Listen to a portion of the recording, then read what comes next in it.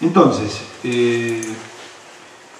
si introducimos el valor de la ecuación del exceso de aire en la ecuación del número de moles total en base seca y se opera, se obtiene esta relación.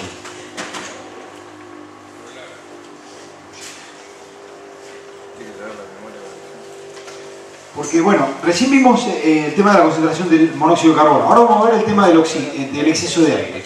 Cómo se puede graficar el exceso de aire. Por eso ahora entra en juego el tema del exceso de aire. Recuerdan que habíamos definido el exceso de aire de esta manera. Entonces, si introducimos este valor en el número de moles totales en base seca de los gases de la combustión, vamos a tener esta ecuación terrorífica que nos va a representar algo que vamos a ver ahora. Fíjense que en definitiva estamos teniendo la fracción volumétrica o molar del dióxido de carbono en función de ¿qué? En función de los números de átomos de carbono y de hidrógeno y del exceso de aire. Y también de la concentración de oxígeno.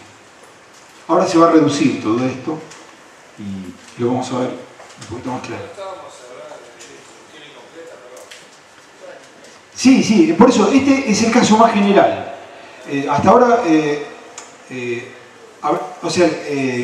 general es combustión incompleta, pero hasta ahora vimos el monóxido de carbono y ahora vamos a meternos con el exceso de aire. Entonces vamos a llegar a una ecuación que nos va a permitir determinar tanto el exceso de aire como el monóxido de carbono. ¿N no es nitrógeno? N, no, es el número de moles de hidrógeno. No, de carbono, perdón. M es el de hidrógeno.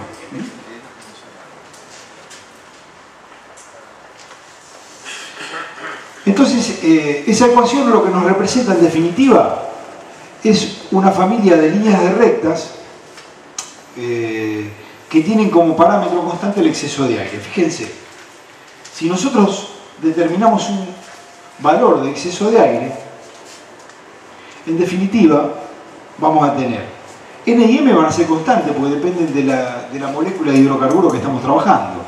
N era la cantidad de átomos de carbono y M era el valor de átomos de hidrógeno, con lo cual son valores constantes una vez definido el combustible.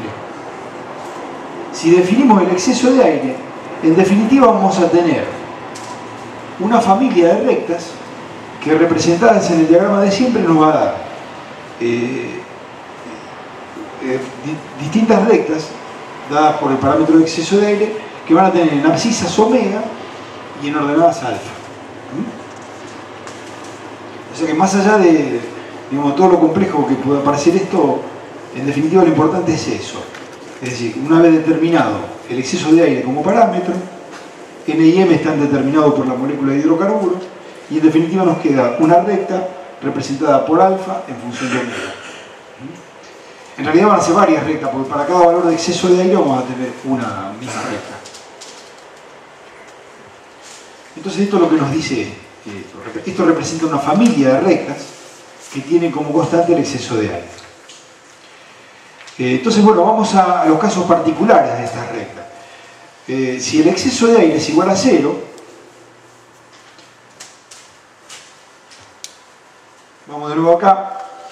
Si el exceso de aire es igual a 0, esto nos queda, se anula este término,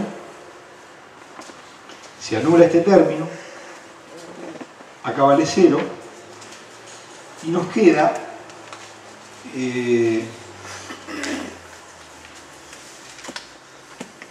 una recta que pasa por el valor alfa igual a alfa m y omega igual a 0. Y por alfa igual a 0 y omega igual a alfa m dividido 2 más 2 alfa m. Alfa m, recuerda que era el valor máximo de dióxido de carbono. Esta familia de rectas también tiene un polo de convergencia, pero ubicado en este punto, en este caso, en el punto de alfa igual a 1 y omega igual a menos 2, perdón. Y si el exceso de aire es infinito, vamos a tener el caso que vamos a tener aire puro exclusivamente. Entonces, reemplazando ese valor de exceso de aire en este término, nos queda que el porcentaje de oxígeno, omega, es igual a 0,21. No lo vamos a hacer ahora porque sería complicarla matemáticamente, pero es así. Y finalmente el menor exceso de aire se corresponde al punto de alfa y omega igual a 0, y de ahí surge el valor de este valor de exceso de aire, que es un valor negativo porque en realidad estaríamos trabajando con defecto de aire. Bueno, todo esto se sintetiza en este diagrama donde las rectas de exceso de aire están representadas por estos valores. O sea, cada una de estas rectas tiene como parámetro el exceso de aire. Y en el punto de intersección con la recta de Grebel, o de la combustión completa, coinciden con el haz de rectas de exceso de aire que habíamos visto para el caso de la combustión completa. Esto está hecho en escala, la escala correspondiente, pero lo que vamos a hacer ahora, como les adelanté hace un rato, es aumentar este triángulo, porque va a ser la parte de todo este diagrama con la que se puede trabajar.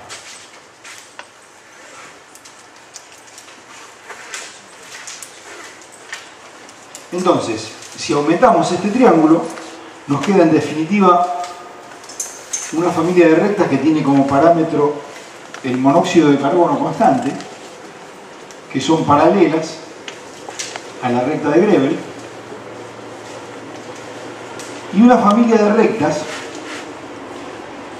esto vayan anotándolo porque es relativamente importante, y otra familia de rectas que tiene como parámetro el exceso de aire, y que surgen de esta parte del diagrama. ¿Cuál está representando? El ángulo de arriba. Sí, lo que hicimos en la otra filmina no es más que aumentar Ese de ahí abajo. este triangulito que es la zona operativa, digamos, de la combustión. El resto es un modelo teórico, ¿no? Entonces, bueno, si aumentamos esa zona operativa tenemos un diagrama como este, y para cada combustible vamos a tener su propio diagrama, o sea, cada combustible tiene su diagrama. Como veíamos, el valor de alfa M, cada uno de los combustibles tiene su valor. El 0,21 de siempre, este es común para todos. El 13, ¿este valor? Lo que pasa es que siempre estamos trabajando con el mismo combustible, en este caso, para propano. Pero si no... Las paralelas perpendiculares al vértice, al cero, son monóxido, y las verticales son exceso de aire. Claro, el exceso de aire son estas rectas, y el monóxido son estas. El exceso, claro, sí, no. Esta era la línea de Grebel, o sea, la línea de combustión completa, con lo cual el monóxido de carbono es cero. En la medida que aumenta la concentración de monóxido de carbono, esta recta se va desplazando en forma paralela hacia abajo.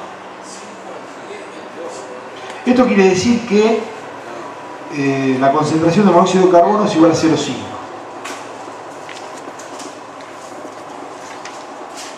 Y acá el monóxido de carbono está en 0,1 y acá en 0,15. No, habría que multiplicarlo por 100.